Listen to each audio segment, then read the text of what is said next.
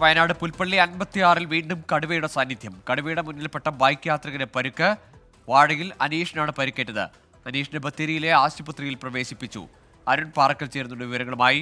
അരുൺ, കടുവയുടെ ആക്രമണമാണോ അതല്ല മറ്റെന്തെങ്കിലും തരത്തിൽ ഈ കടുവയെ കണ്ട അപകടമുണ്ടായതാണോ? ഈ പ്രദേശത്ത് വനംവകുപ്പിന്റെ തെരച്ചിലോ പരിശോധന നടക്കുന്നുണ്ടോ? ഗൂഗിൾ, കടുവയുടെ ആക്രമണമല്ല, കടുവയെ കണ്ട് പേടിച്ച് ബൈക്കിൽ നിന്ന് വീണാണ് അപകടം പറ്റിയിരിക്കുന്നത്. എന്തായാലും പുൽപ്പള്ളി 56-ൽ വീണ്ടും കടുവയുടെ സാന്നിധ്യം കണ്ടെത്തിയിരിക്കുന്നു എന്നുള്ളതാണ്. ഇന്ന് രാവിലെയാണ് കടുവയുടെ ആക്രമണത്തിൽ ചത്ത പശുവിനെയും കൊണ്ട് പുൽപ്പള്ളി നഗരത്തിൽ വലിയ രീതിയിലുള്ള പ്രതിഷേധം നമ്മൾ കണ്ടത്. ആ പ്രദേശത്ത് തന്നെയാണ് വീണ്ടും കടുവയുടെ സാന്നിധ്യം കണ്ടെത്തിയിരിക്കുന്നത് എന്നുള്ളതാണ്. ഒരു മാസമായി ആ സ്ഥലത്ത് 10 തവണയോളം കടുവയുടെ സാന്നിധ്യം കണ്ടിരുന്നു. വനം വകുപ്പിന് ഇക്കാര്യങ്ങൾ കൃത്യമായി അറിയിച്ചിരുന്നു. പക്ഷേ ഇതിലൊന്നും പരിഹാരം ഉണ്ടാകുന്നില്ലെന്ന് നാട്ടുകാർ ആരോപിച്ചിരുന്നു. ഈ പ്രദേശത്ത് വീണ്ടും ഒരു അപകടം കൂടി ഉണ്ടായിരിക്കുന്നു.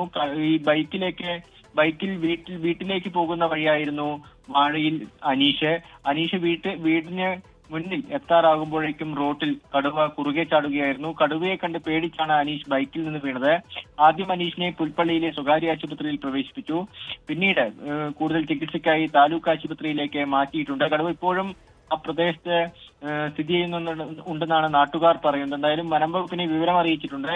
അവർ പരിശോധന നടത്തുകയാണ്.